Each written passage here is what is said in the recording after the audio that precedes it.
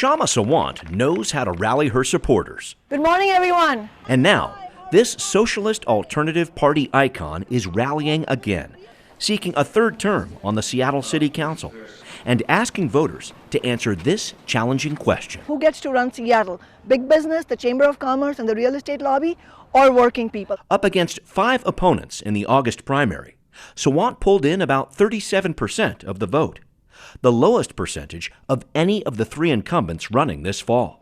I'm quite confident I'll do fine. Sawant won a seat on the Seattle City Council in 2013 by defeating incumbent Richard Conlon. She then defended her seat in 2015 with a convincing win over Pamela Banks to represent District 3, from the Central District out to Lake Washington. What we're seeing is the unprecedented affordable housing crisis. Sawant is still battling for economic equity. She says her successful fight in 2014 for a $15 minimum wage, the people united, a failed attempt at an employee head tax, and her continuing work on renters' rights are just starting points in a struggle against politics as usual. The political establishment has failed to bring up solutions, and that is why we need to continue building these movements, and that is why it is critical that progressive candidates run this year, like myself. Sawant is endorsed by the King County Young Democrats, the Sierra Club, and Seattle City Council member Mike O'Brien, who is not seeking re-election this fall. We have a Chamber of Commerce candidate, a corporate bankroll candidate in every race. Sawant has raised more than $324,000 for her campaign as of mid-September. Thus far, the most for any city council candidate this year, without the use of Seattle's Democracy Voucher program. But she's very concerned about political action committee spending. Her opponent, Egan Orion, has more PAC support than any other council candidate. Over $184,000 from groups like CASE, the Seattle Chamber's political arm.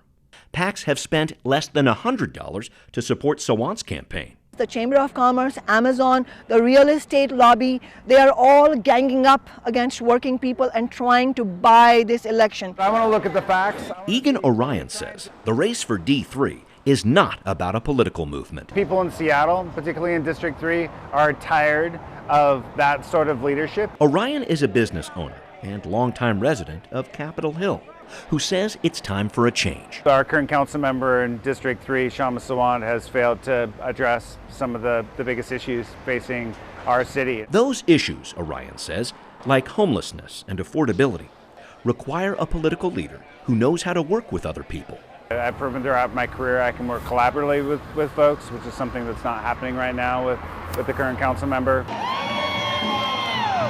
Orion is the organizer of Seattle's Pride Fest, growing the local LGBTQ celebration from 10,000 people to 200,000 people over the past 12 years.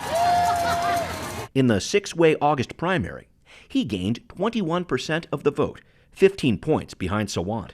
Orion's endorsements include Teamsters 117, the LGBTQ Victory Fund, and the Seattle Times. And when it comes to campaign fundraising, Orion has raised over $206,000 as of mid-September, more than any other non-incumbent candidate this fall. 47% of those dollars come from democracy vouchers. There's real issues going on across the district. Orion says D3 voters are asking him about public safety concerns, construction issues around Highway 520, and the need for more homeless shelters. Local problems that he says need a more locally focused council member. Rather than looking about how I can create a movement nationwide, no. The people of District 3 want someone that's on the ground here, working every day to represent their interests and tackle the challenges that they face. Can Kshama Sawant rally her troops once again? Or will Egan Orion take control of District 3? 2 high-energy, amply funded campaigns say they have the answer to that question this November. This election is about winning a progressive city hall. I can work across organizations and communities to get big stuff done.